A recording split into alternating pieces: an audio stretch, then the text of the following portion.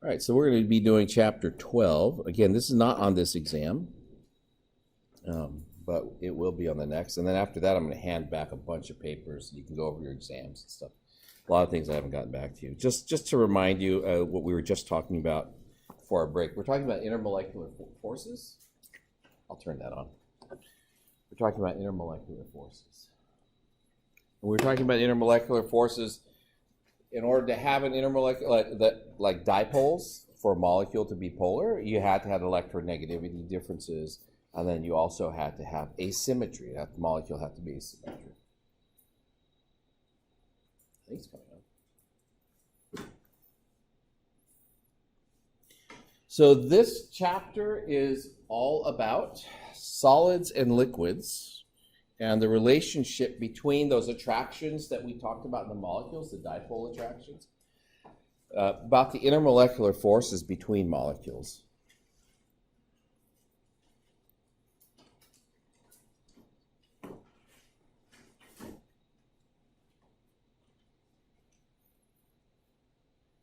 Okay, so just some general things to get out of the way. We talk about gases. One of the things about kinetic molecular theory, like the first thing that we say is the molecules are not attracted to each other. That's why they're gases. If they were attracted to each other, then they would stick. And if they would stick together, then you would have liquids and you'd have solids. Okay, so when we're talking about intermolecular forces, this is the stuff, this topic is the stuff that causes things to be different states. So if you have a solid, right? Solids have strong intermolecular forces. And then if you're talking about liquids, right, you're also strong intermolecular forces, but it's not as strong as like the solids often. And gases have weak, at least at room temperature, gases have weak intermolecular forces, and that's why they're gases. They stay separated from each other, right? Now, when we're looking at intermolecular forces, we break it down into types of intermolecular forces. And there's basically two types of forces that we talk about under this category. It's called van der Waals interactions. And under van der Waals interactions, there's a thing called an induced dipole. Okay. And I think the next one. And the other one is the one we talked about before, the dipole interactions in polar molecules. So I want to introduce this idea of the induced dipole. I need to grab my board.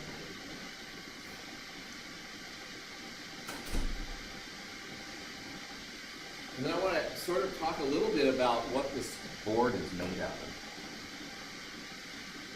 So if I'm looking at this board, right, and I go like this, I rub the board. What am I touching?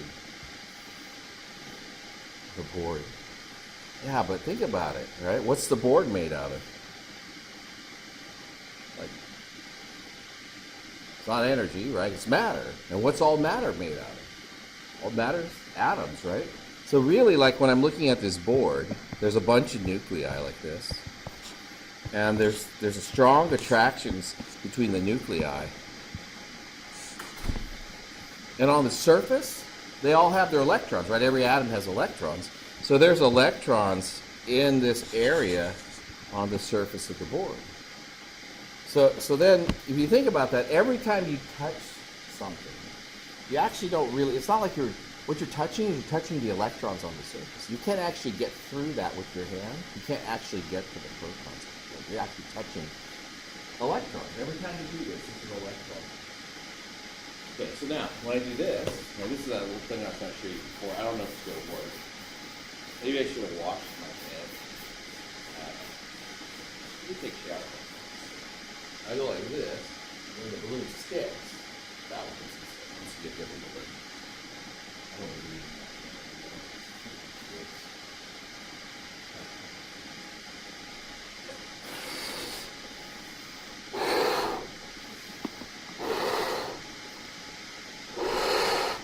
Yeah, I like to make them big because they work better.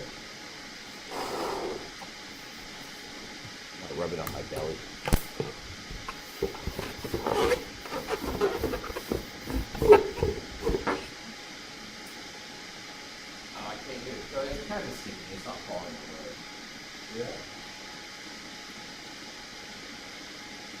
is it attracted to the board? What's this made out of? Made out of electrons. What did I just say that was made of? The surface is made out of electrons. So when I stick this up here, what should it do? Electrons and electrons, both they should be repelled, right? But here's the thing. The electrons can move. Right? So on the surface of the board, when I bring the balloon up to it, I have all these nuclei still. I'm going to draw, so I'll draw the same way. And I bring this balloon up here. And we know that static electricity is negative charge. Right? I bring that thing up to it. What do the electrons do in the board? They'll move away. Because the electrons are in these clouds, these orbitals, right? And they can move out of the way.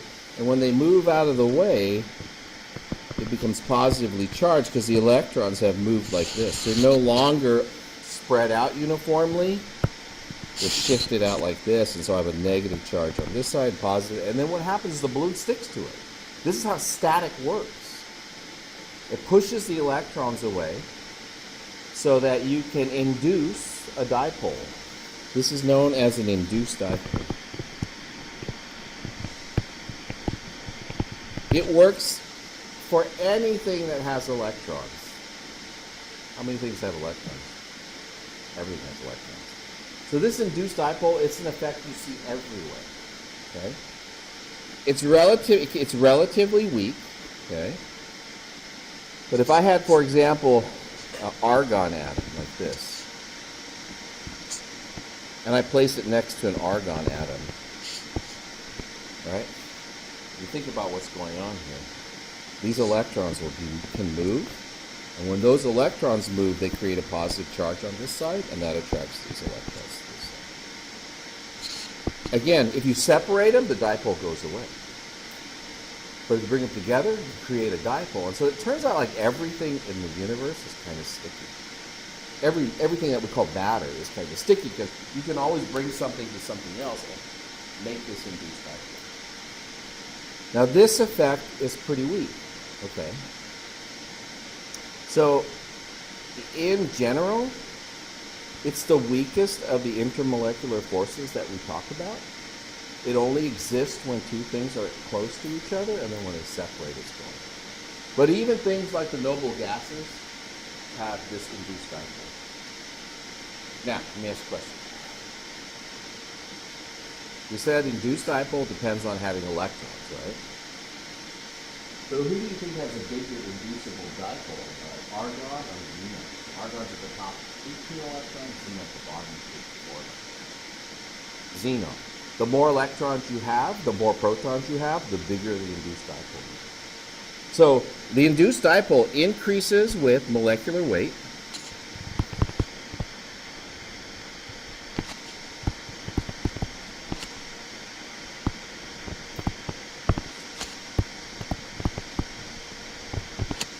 I don't think I can put molecular in there. Increases with molecular weight. And we say molecular weight because as the molecular weight goes up, the electrons go up. That's basically what we say. And then it also is like this, though. It increases with the length of the molecule. So really big molecules, they have a bigger inducible dipole than the ones that are really small. So longer molecules have larger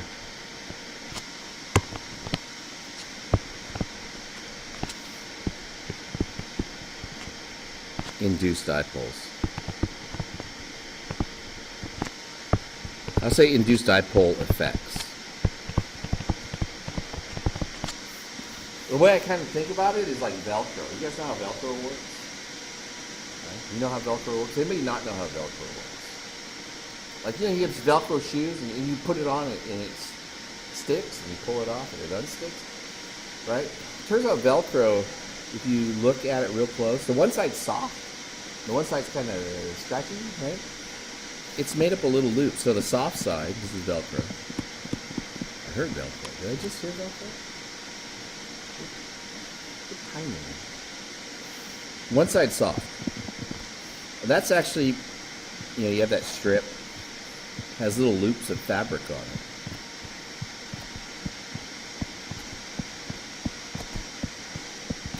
So that's the soft side, these little fabric loops. The other side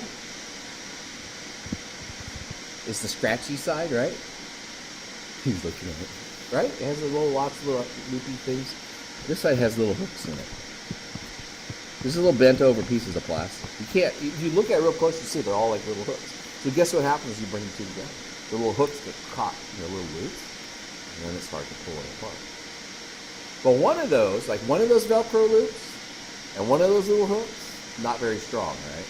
But if you get a big, long stretch of it, you can, you've been to one of those jumping places, and they have you ever put the Velcro suit on? Have you seen that? And you run up, and you hit a trampoline, and you go like this, and you have Velcro all over your body, and you hit the wall, and that's where you stick. And the competition to see how high you can get. And then they have to peel you off the wall. The other example is Scotch tape. You know how at Christmas, or whenever, like a birthday, and you're like, oh, I gotta wrap all these packages. So what do? You get a big strip of Scotch tape, and you pull it out, and you cut it, and you hold it like this. Why do you hold it like this?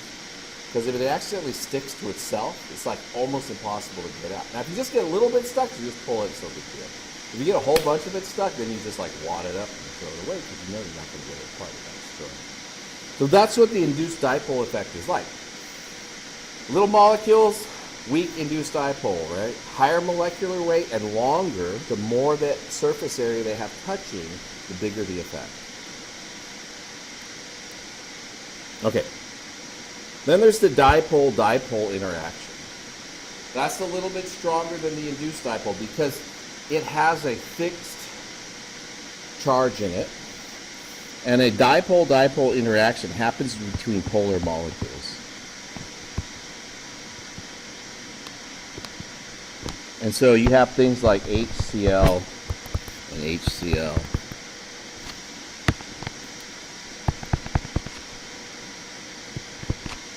And then this is positive on the hydrogen, negative on the chlorine, like this. There's a force of attraction between these two, and that's known as the dipole-dipole interaction. This is a dipole. This is the dipole.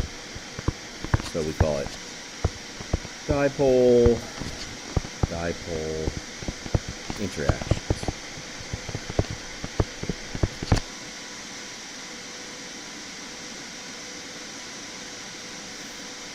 It's a little bit stronger than an induced dipole, but the induced dipole can get really strong because it's dependent on molecular weight.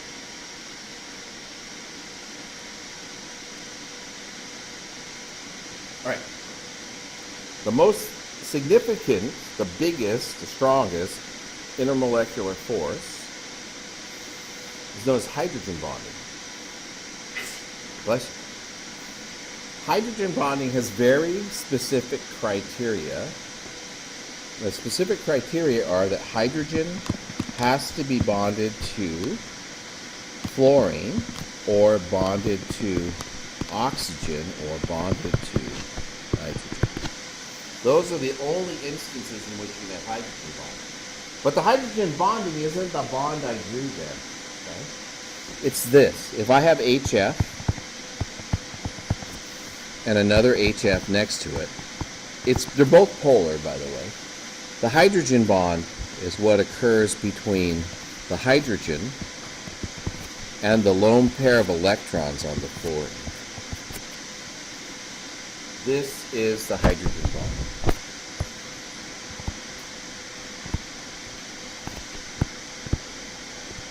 Hydrogen bond is really significant. It's about 10% or more of the strength of a regular single bond, like a covalent bond. Oh, I just thought of something I forgot to say. Get to it in a second. It's about 10%. It's the major force of attraction that holds our DNA together, that holds our protein structures together. So in biology, it's one of the major intermolecular forces. It is also what gives water its properties of being high boiling point, high melting point. It's that force of attraction that holds that together. Here's the thing I forgot to say, by the way. Remember this.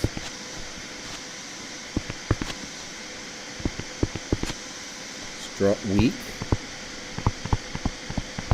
strongest. Okay, what does that mean, right? The top one, single bond. I should have said this, but I didn't. I just realized it. It was probably in the parts of the notes that we do to make these notes. So. And this is a triple bond.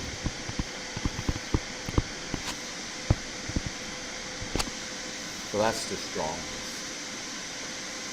Does that make sense? Like the more bonds you have, the stronger the bond will be.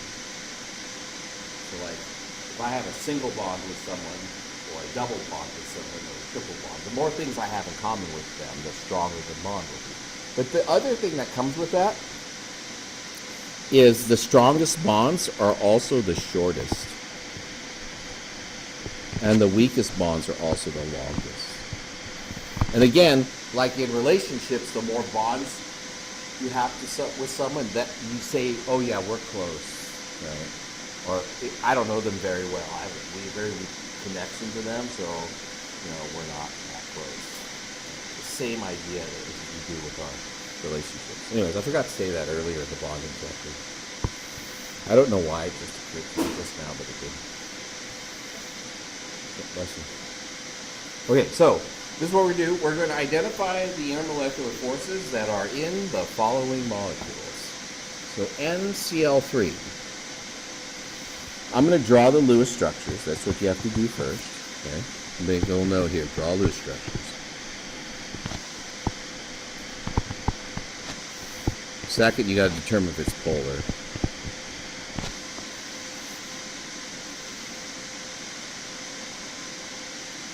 So that's one of the things you'll have to do to identify intermolecular force. And then we're going to look for some different things, and I'm going to make a table like this just so you can see this. The three kinds of intermolecular forces are induced dipoles.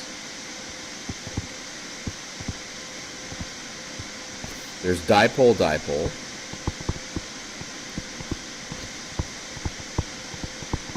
And hydrogen bond.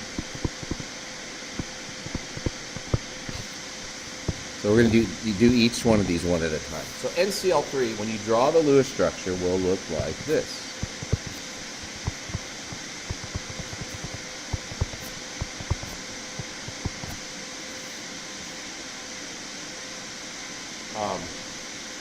So it's not symmetric, but we got to figure out whether or not it's polar. So for this one, you're going to grab the periodic table that I gave you. You're going to look at the electronegativities. You're going to tell me what the electronegativity of fluorine is. Electronegativity of nitrogen.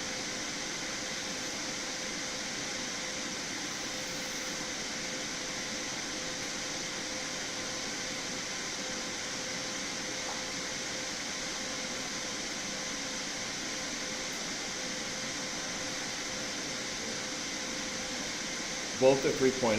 So is the NCl bond polar if they're both 3.0? No, because they're the same. Remember, they have to be different for it to be polar. So can it have dipole-dipole interactions?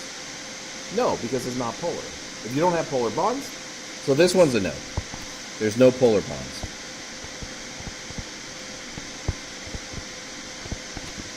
Can it have hydrogen bonding?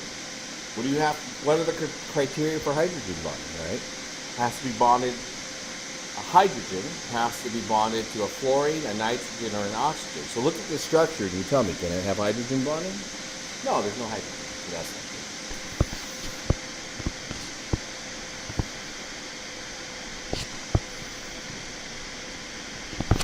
But then can it have an induced dipole? I'm just going to tell you flat out, yes, everything has an induced dipole because they all have electrons. That's the only intermolecular force in that molecule. Okay. So we do NH3.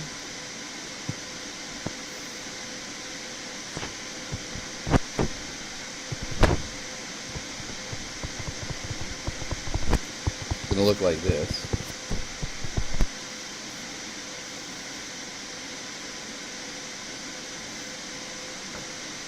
So NH3, we talked about it earlier, but what are the electronegativities for nitrogen? What's for hydrogen?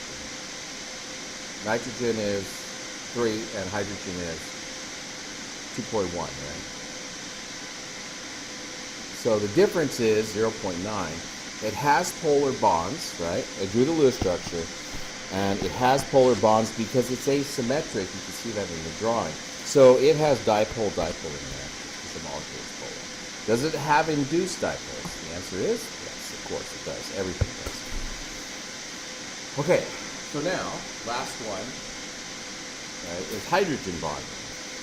Does it have hydrogen bonding? Well, what do you have to have? Hydrogen bonded to nitrogen, and you have to have a lone pair somewhere, which would be to another nitrogen. So the answer is yes, it has hydrogen. So if I'm comparing intermolecular forces just between these two molecules, right, I already know that the NH3 has stronger intermolecular forces than the NCl3. Even though they kind of look the same, right, the intermolecular forces are definitely in favor of the NH3. All right. I'm going to do CH4. I'm going to draw it, and you decide what it has.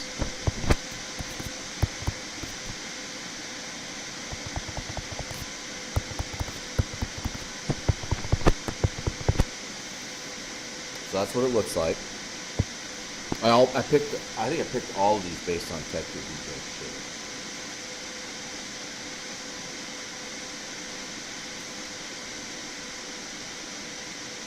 We'll just check the first one off because we know it's going to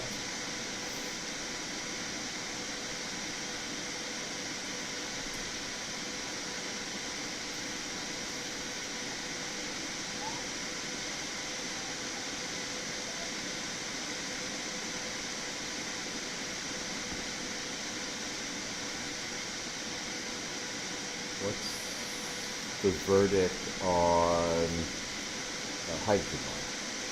No, because there's no nitrogen, oxygen, or fluorine in there, right? So this is a no.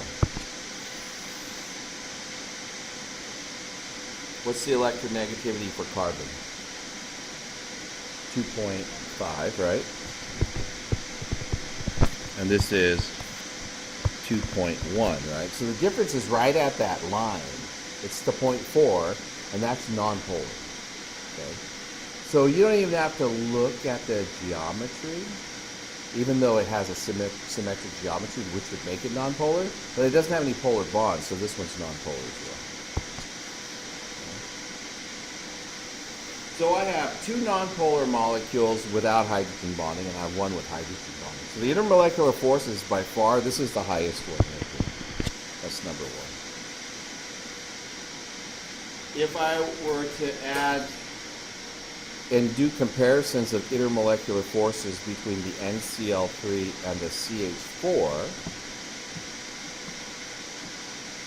which ones has a stronger intermolecular force?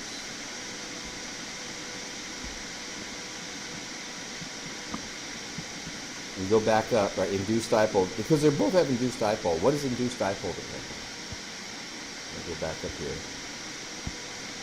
It increases with molecular weight and the size or the length of the molecule. So which of these has the stronger of the first and the third one? Which has the strongest? NCl3, because it has much higher molecular weight. Yeah, because this core is like 35 times heavier than the hydrogen. So there's like 3 of them. So yeah, it's way heavier. So this is second highest. And the weakest intermolecular force is that.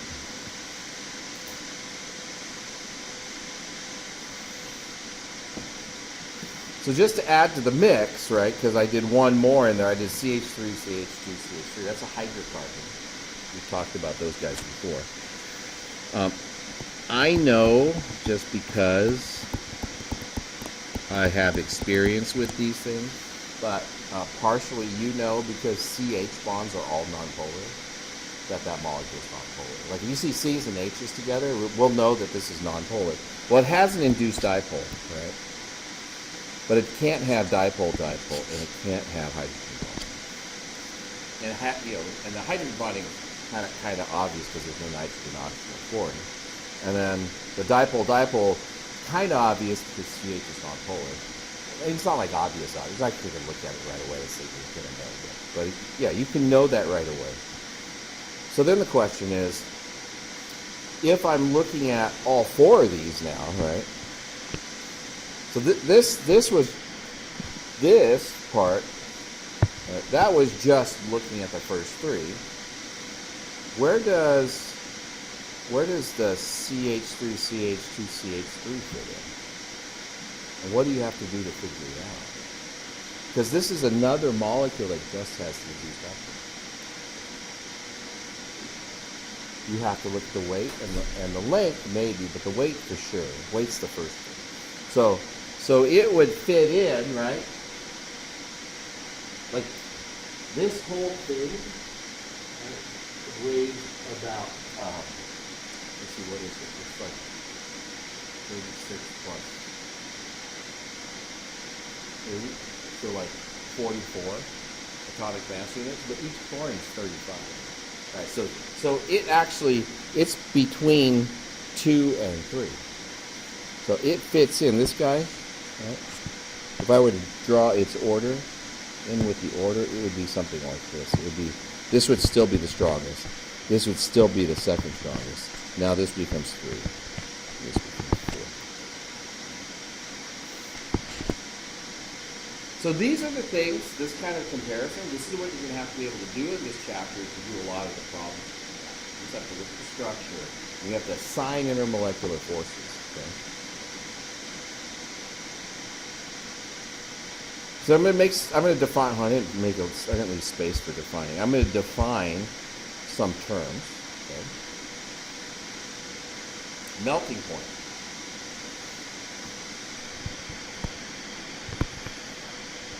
Actually, you know, I'm going to add a page in here, and I'm going to write the definition so you have it.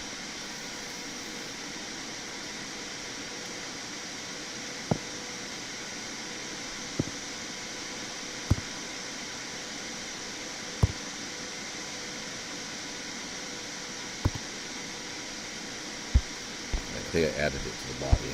So we're going to do melting point.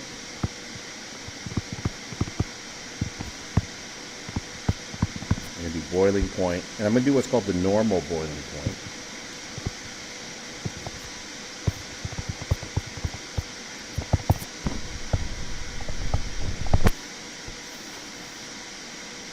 And then we're going to use viscosity, and we're going to do surface tension. Oh, and did I do vapor? I didn't do vapor pressure. I'll do surface tension and vapor pressure.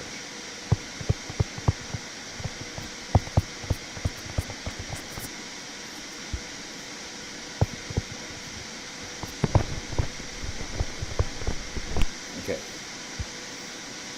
So those are the things we're going to define.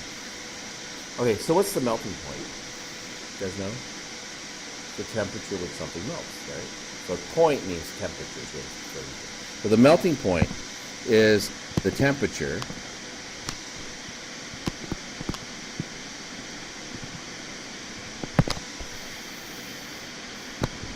where a solid is in equilibrium with its liquid. So I have a solid and a liquid, right? And the only difference is energy. It's an endothermic. But it's the melting point, I think it's kind of self-explanatory. It's when something melts. But when it's melting, the solid and liquid, it's the temperature at which they're in equilibrium with each other. Which means the solid is melting as fast as the liquid is freezing. Okay? So for water, what is that temperature? 0 degrees Celsius. Or 32 degrees Fahrenheit. The boiling point is the temperature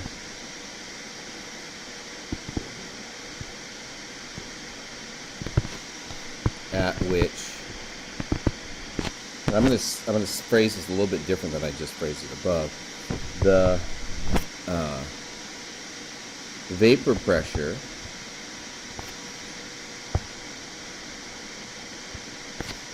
of a liquid is 1 atmosphere.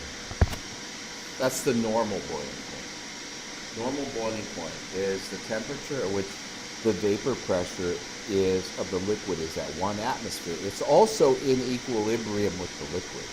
Okay? So I have a liquid, when you say it's boiling, you know it's going through the vapor phase. But the boiling point, the normal boiling point, is when that vapor, that gas that's being produced by the liquid is 1 atmosphere. Now, if I boil a liquid, right, what do you see in the liquid? Bubbles, right? Bubbles that are coming up. So you see bubbles like water in water, and you're heating it. It's 100 degrees Celsius for water. And what you'll see is bubbles. You see a lot of them at the bottom, and then they break off, and they go up to the surface. What's in the bubble? It's a gas. What's the gas? Huh? No. It's water vapor. It's H2O. So inside the bubble, it's just H2O gas. Remember, we actually talked about that, like when we boiled water at the very beginning, and I said, I asked people what they thought, right? And there's all kinds of things that people think, but that bubble is just pure water vapor. Now, why is it that the normal boiling point is when the vapor pressure equals 1 atmosphere? That is, why is it that bubbles form at 1 atmosphere in the liquid?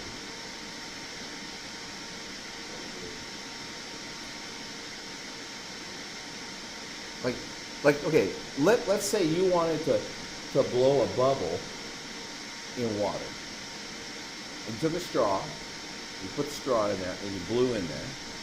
You're blowing at 1 atmosphere. A bubble comes out, you blow again, and another bubble comes out. Right?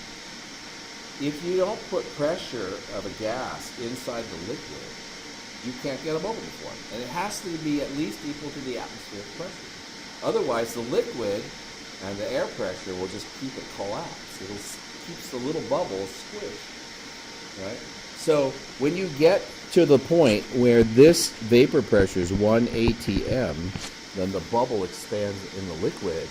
That bubble is just pure water vapor, and then it floats to the top, and it pops, and then over the top of the container, what do you see? You see steam, right? The steam is actually that water vapor hitting the cold air, and then it recondenses. And it's basically forming fog, like a mist, right? We'll talk more about that in the next one. That's what you're doing. So the normal boiling point is that pressure at which you can create a bubble in the liquid that's atmospheric pressure. Now, viscosity, simple definition, resistance to flow.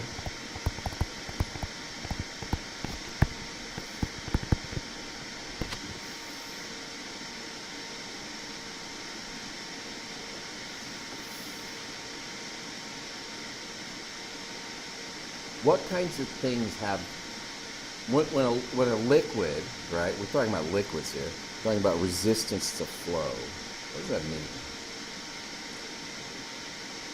Thick, we say it's thick, right? So pancake syrup is very viscous.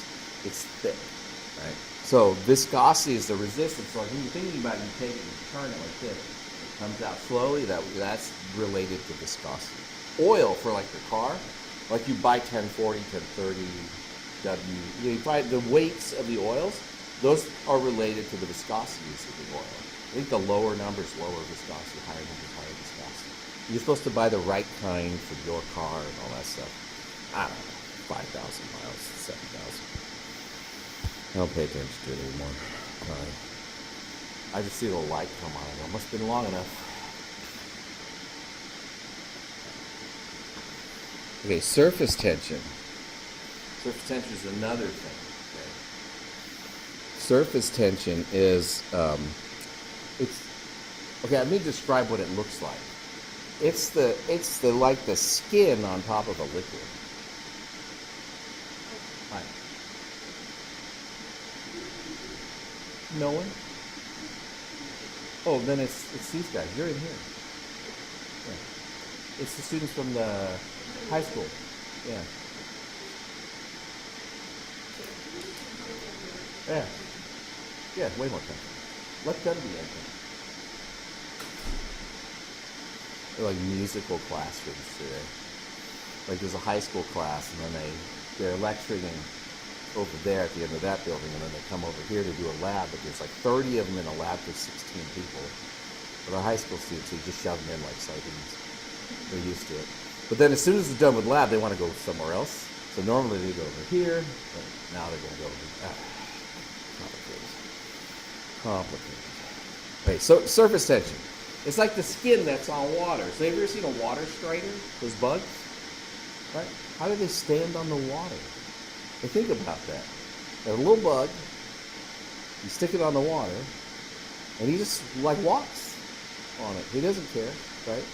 So surface tension actually happens because water molecules are attracted to each other, but any liquid has a surface tension. And so let's say these are the molecules of the liquid. The surface tension arises from the attraction between molecules.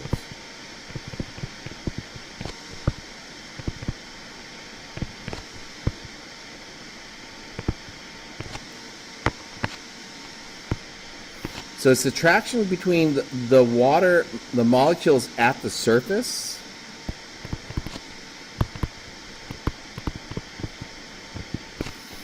for the bulk of the liquid. This is how they say it.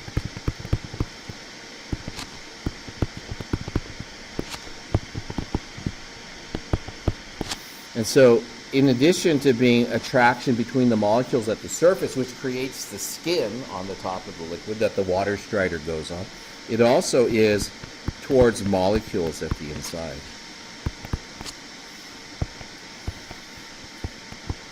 So we have forces of attraction inside the liquid and on the surface of the liquid. So if you have one atom at the surface of a liquid, it's the attraction of that atom for all the other atoms around it. Now, because it's a liquid, there's no molecules above it, it's all below it, right? Anybody ever seen like this, when the astronaut lets go of a liquid in space? It forms a perfect sphere that can actually make these giant, like looks like a giant crystal ball that floats. And all it is, I think they're making it out of water when they do that. It's just a big sphere of water. Now you gotta be really careful because it floats around and gets in the electronics, you're gonna die, I think. So they do these in controlled experiments. But they make these balls of liquid, and the reason it's a ball is because of the surface tension. The molecules at the surface are all attracted to each other, so they pull in to form a sphere. A water drop, like when you drop water, would be a perfect sphere if it wasn't for the resistance of the air resistance of the ground. And part of that too is also a visual distortion. You think it looks like, you think a water drop looks like this? I should bring the photographs that I have. In fact, once it releases from the top, it actually collapses to a perfect sphere and it falls. I have photographs because that's a hobby. I'll see if I find some close. They're pretty cool though. Okay, the last one is vapor pressure. And so we're going to define vapor pressure as the pressure, right,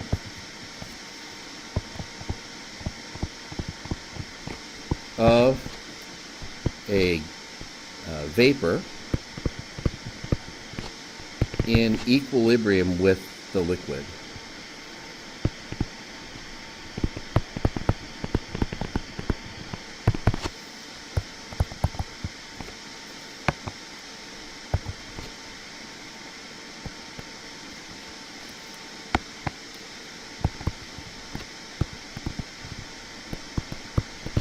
So if I have a liquid like this,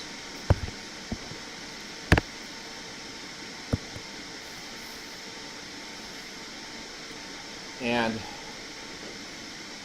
there's water molecules in here, or molecules, it doesn't matter if it's water or not, and I seal it off like this, what will happen is the liquid will vaporize, they form gas, And then once the concentration's high enough, it'll recondense to form the liquid. So it'll go up like this. And the way we like initially draw it, it'll go down like that. But it also can go up like this, and it can end up over here. And you end up with water or the liquid up on the sides of the container. This is something that, like, every day, if you take a shower, you see this. Like, you get in the shower, right? And you get hot water if you get a hot shower. Taking cold showers is a different problem. But taking a hot shower, right? And you get all this water vapor in the air. And where does the water vapor usually end up? Walls, the ceiling, like the window. Like if you have a window on the outside, like the outside, it'll condense up there, so you got to clean up there, otherwise it gets moldy and all that stuff. That water vapor, liquid water, doesn't get there by splashing. What it does is it converts to the gas because it's hot, and then that gas hits the cold walls and recondenses. And so inside a container, like a terrarium, when you have like little plants and all, you see liquid all the way up the sides. That liquid all got up there by condensation from the vapor. Okay? So this is what we refer to as vapor pressure. It's when this process is at equilibrium.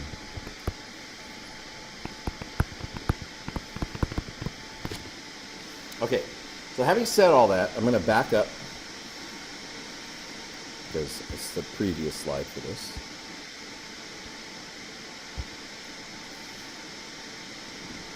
And it's asking these questions, right? Which of the following pairs has a higher melting point, boiling point, viscosity, or vapor pressure? Okay? So let's go back through our definitions and think about intermolecular forces, and then we'll come back into these problems. Because this is all related to intermolecular forces. So, in order to go from a solid to a liquid, right, you have to take the molecules of the solid and break them apart. And that's how you form the liquid state. And you allow them to move around each other. So, if the intermolecular forces of the solid are higher, like at water at 0 degrees it melts, but let's say the intermolecular force of the solid is higher, what's going to happen to the temperature that is required to melt the solid? Should be higher, okay? So one of the things to keep track of in the melting point when you're doing these comparisons, stronger intermolecular force, I'm going to abbreviate it, IMF equals higher melting point.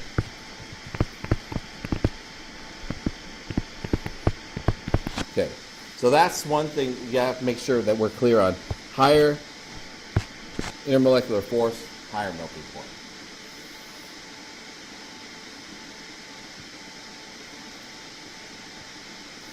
Now let's think through boiling point, right? It's the temperature at which the liquid is converted into the gas. So in order to go from the liquid to gas, you got to take the liquid molecules and separate them from each other, right? So if the intermolecular forces are strong, the thing that's holding them together is strong, what does that mean about the temperature that's required to get it to go into the gas or go higher again? So again, right, stronger, we're at the end, stronger IMF equals higher boiling point. So that is also true. So it's exactly the same. The melting point, if you could increase the intermolecular force, both the melting point and the boiling point will both go up.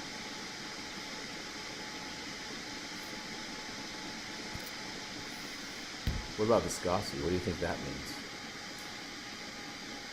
Thicker liquids, right, must have stronger intermolecular forces, because if it didn't, it wouldn't be thick, right? You'd be able to pour it, it would just come right out. So like water is relatively low viscosity, you can pour it out. But pancake syrup, like when you take it and you tip it over, it comes out real slowly, right?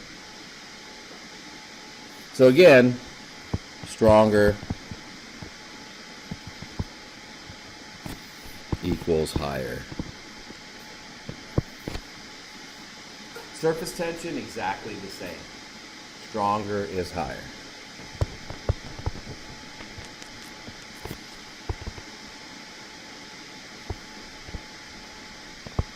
So all of those are exactly the same. If the intermolecular force is high, then that property is high as well.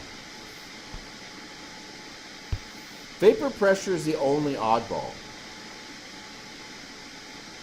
Vapor pressure is the only oddball. The vapor pressure is the oddball because if the intermolecular forces are strong, right, the vapor pressure is the vapor that escapes from the liquid. So yeah, it's going to be lower. Right? If the intermolecular forces are stronger, then less of the vapor can get out and it'll go back to the liquid. And so stronger means lower in this case. But it's the only one that's different. But if you know what's going on, then it's easy to understand why that is the case it is.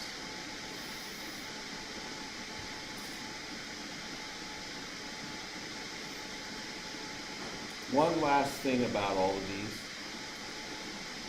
Viscosity, surface tension, and vapor pressure are all affected by temperature.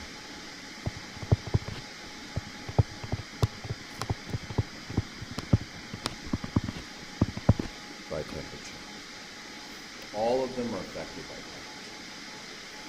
And you know what the effect is, because when you make pancakes and you get your pancake syrup out, what do you normally do with it? Or you go to IHOP, they bring out the pancake syrup. Have you ever felt it? They warm it up for you, because when you warm it up, right, it's less viscous. So increasing temperature lowers the viscosity, the surface tension, but increases vapor pressure. You smell it more, right? But it's easier to pour.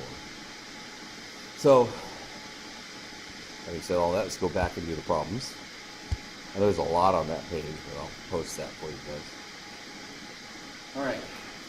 Example problems. CH4 and CCl4. So I'm going to go like this, CCl4 and CH4, all right? It's asking higher melting point, boiling point, viscosity, and vapor pressure. But those are all related to what? Intermolecular force, right? Yeah, well, the temperature, but related to intermolecular forces. So when you look at these things, what you have to do is you have to compare the intermolecular forces of the molecules. So, structure, these both have this kind of structure.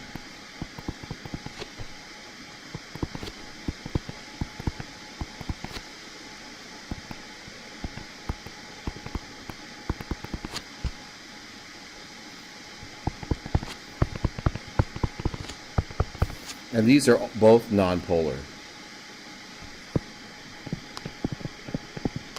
Because of their shape. CH4 is nonpolar because it doesn't have any polar bonds, but CCl4 is also nonpolar because of the shape. So if I'm comparing these two, right, strong intermolecular force.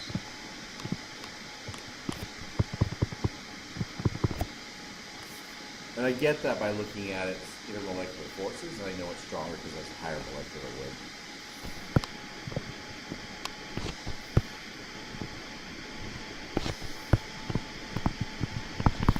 So which one has the highest melting point or the highest boiling point or the highest viscosity?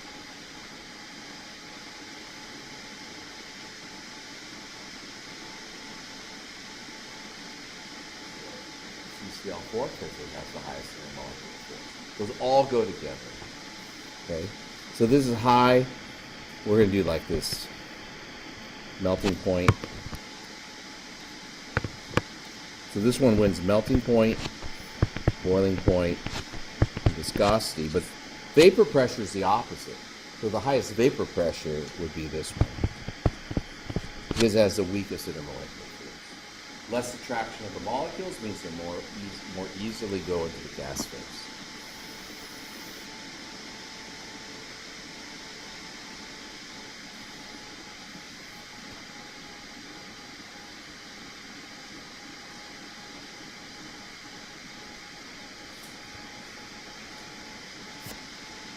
So we'll compare these next ones. CH3.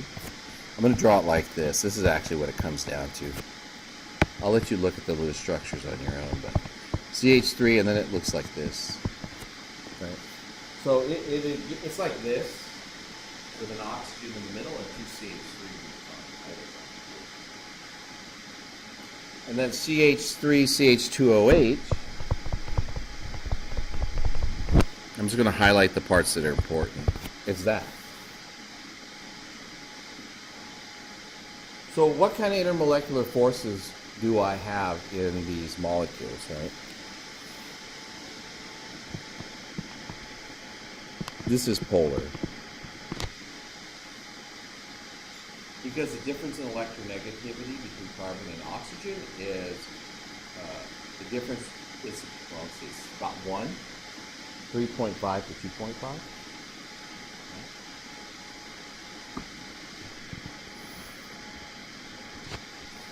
This is, sorry. So that's polar. Does it have hydrogen bonding? No, it can't, because there's not actually, because I drew the oxygen in the middle like that, so it doesn't have anything, it doesn't have a hydrogen bonded to an oxygen. But in this one, I have hydrogen bonding.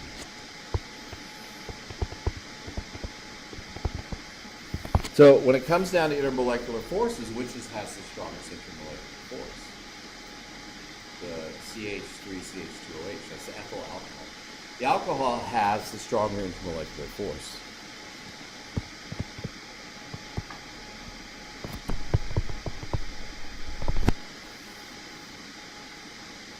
Okay.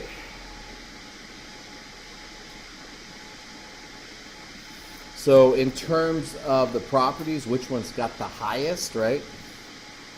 This is going to be melting point, boiling point, viscosity, and the vapor pressure will go to the top one.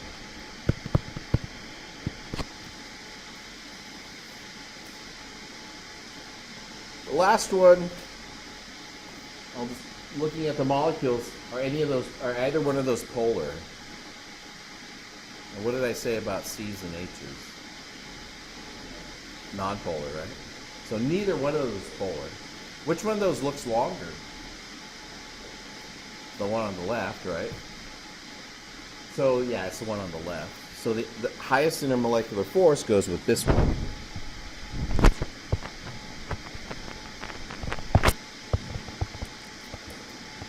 So melting point, boiling point, viscosity are all higher for that one, and the vapor pressure is the highest for that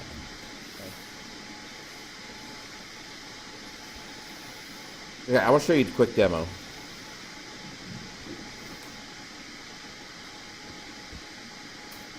And the demo has to do with the forming of solutions. And one of the things about solutions is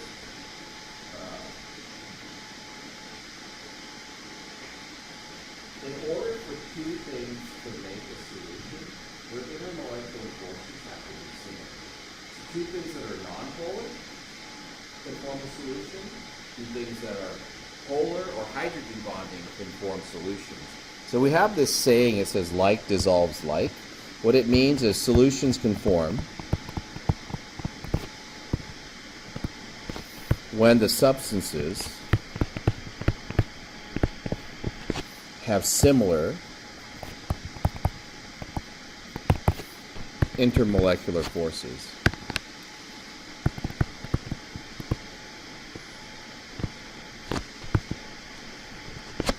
Okay. So actually this demo we'll do it again because it's actually for next week. This is a solution, it's called supersaturated. Now what the lab tech did, you might want to get up here. What the lab tech did was he took sodium acetate and he dissolved it in. So it's kind of funny to see. And then touch the side and tell me if it's hot or cold. Don't slip on the liquid.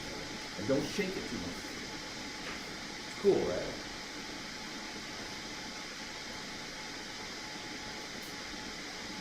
Hey, here's what we're going to do.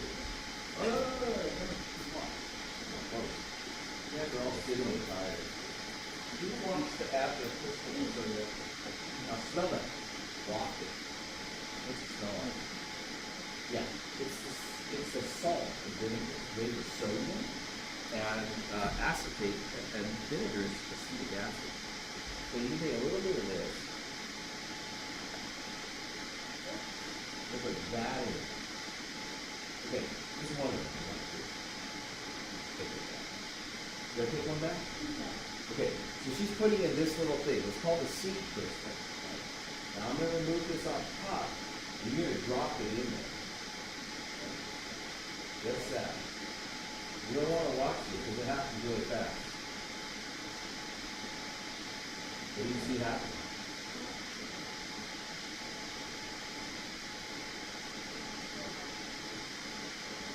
That one little crystal caused the solution to precipitate.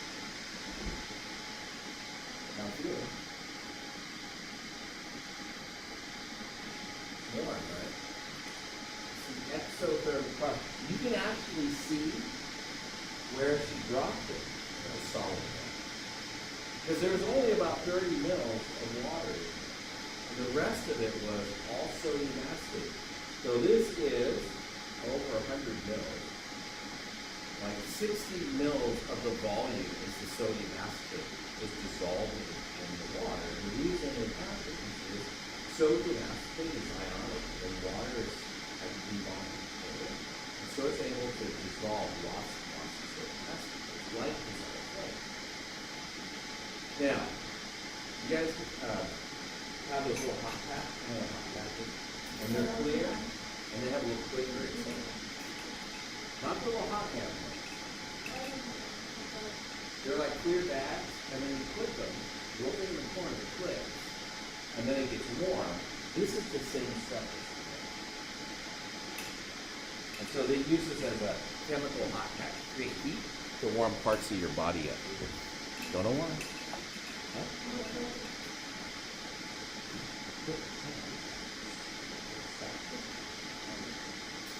You want to see it?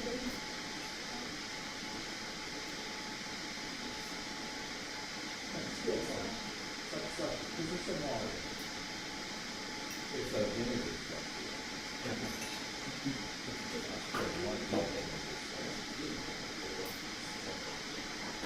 Yeah, so the more you put on, hotter it is. Well, so the thing is this is known, and we'll talk about this in the next chapter. Solutions is actually the whole next chapter. We'll talk about this. There was more solid that dissolved in here than was stable. It's just, it doesn't precipitate out anything. Like he made a solution up, and had a lot of stuff dissolved in it. And he did it when it was hot, because like when water is hot, you can dissolve more things into it. So sodium acetate, when it's hot, you can get like a kilogram to go into like 100 mils. You get a lot, like 10 to 1 ratio to get it to just dissolve in there. But then when it cools down, it's not as soluble, so it has to come out as solution. It's precipitate, but for some reason, and I don't know why sodium acetate's this way, for some reason, sodium acetate doesn't precipitate easily. So they help it start, you put a little crystal in there, and it all forms off that one crystal.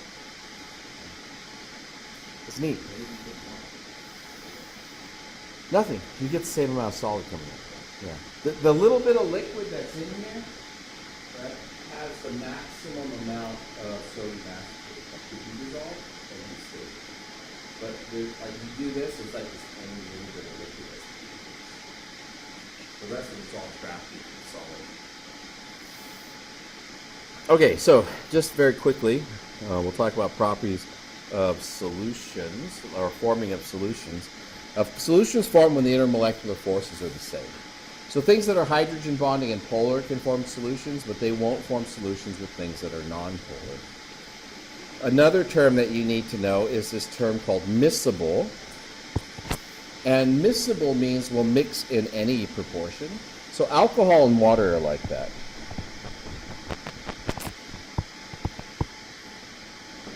You could have an alcoholic beverage that has 1% alcohol and 99% water, or you could have 99% alcohol and 1% water, which I advise you not to drink, by the way. It's really bad for you in general. But anyways, Side note. Miscible means mixes in any proportion. So you could have 99% and 1%, or you could have 1% and 99%. Right? And then we say if it's immiscible, they don't mix at all. That's because the intermolecular forces are very different. Now, alcohol are things like CH3CH2OH, and water is H2O, and both of these are hydrogen bonding.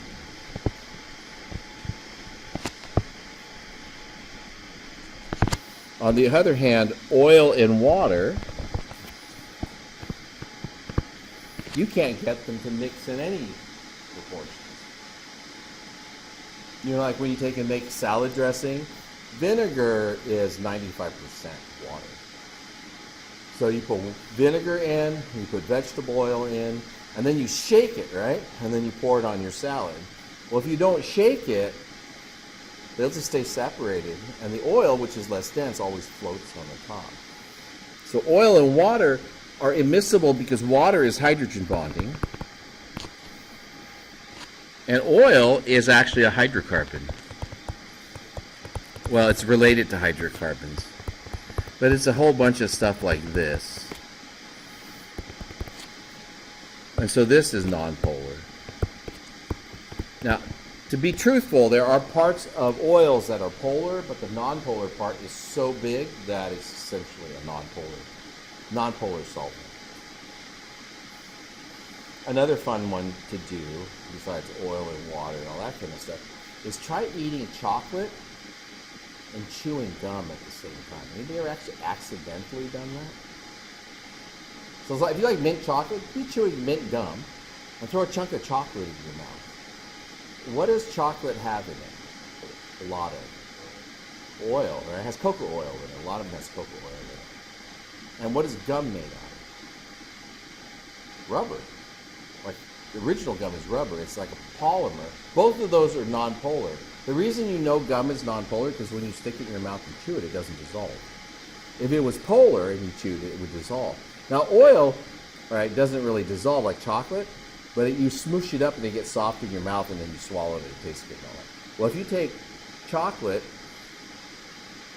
and gum and you stick it in your mouth at the same time, chew it, right, the oil from the chocolate will dissolve the gum and it just goes away in your mouth. You end up swallowing the whole thing. Isn't that weird? Now you want to try it, right? I usually bring stuff that I forgot this year. I usually give it to people and ask them to tell me what happened. I think I'll go grossed out. All right. So I covered all of this already. There's just some more notes on there. So having said that, those are the last 2 pages. So I covered everything except for those last 2 pages. Last page is a blank for some reason. I can't remember why. I think we'll stop so that I can go write your practice test and get everything straightened out. Okay? And then I'll get this posted.